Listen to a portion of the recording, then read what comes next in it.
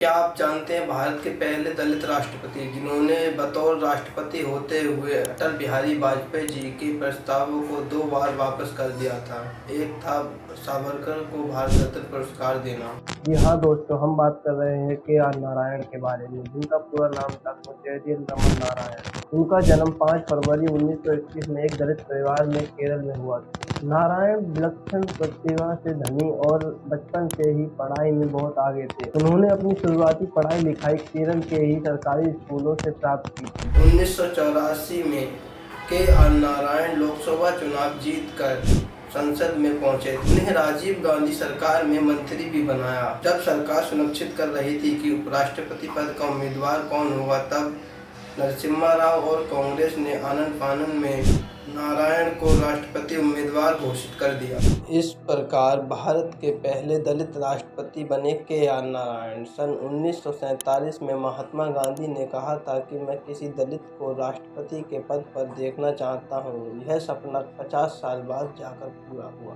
सन 1997 में भारत की राजनीति में उथल-पुथल मची हुई थी। अब सवाल था, आगामी चुनाव में राष्ट्रपति कौन होगा। किशन सुरजीत उस समय संयुक्त मोर्चा के नेता थे। उन्होंने नारायण का नाम राष्ट्रपति पद के उम्मीदवार के तौर पर सुझाया। उनका मानना ये था कि उन्हें इस चीज से विपक्ष की भी सपोर्ट मिलेगी। 1999 में वाजपेयी सरकार ने राष्ट्रपति भवन में एक पत्र भेजा, जिसमें उन्होंने अनुरोध किया था कि उत्तर प्रदेश में राष्ट्रपति शासन लागू किया जाए, लेकिन नारायण ने उनका पत्र वापस कर दिया। इसके बाद एक और पत्र आया, जिसमें प्रस्ताव था कि सावरकर जैसे लोगों को भारत रत्न से सम्मानित किया जाए। यह प्रस्ताव भी राष्ट्रपति ने सरकार को वापस कर दिया। नारायण का मानना ये था कि अगर सावरकर जैसे लोगों को भारत रत्न पुरस्कार से सम्मानित किया जाएगा तो भारत रत्न की भत्ता खत्म हो सकती है। 2002 में 11वें राष्ट्रपति के लिए फिर से चुनाव होने थे। विपक्ष का मानना ये था कि नारायण अपना काम बहुत ही अच्छे तरह से कर रहे हैं और वो राष्ट्रपति पद को संभालने के काबिल भी हैं। उन्होंने दोबारा नारायण का नाम सुझाया, लेकिन नारायण की एक शर्त थी।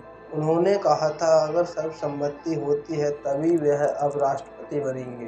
लेकिन सत्ता और तंत्र ने इस पर कोई प्रतिक्रिया नहीं दी, जिसके बाद उन्होंने अपनी दावेदारी वापस ले ली। तो दोस्तों, कैसे हैं आपके विचार हमारे के.आर. नारायण जी के बारे में, जो कि भारत के पहले दलित राष्ट्रपति बने?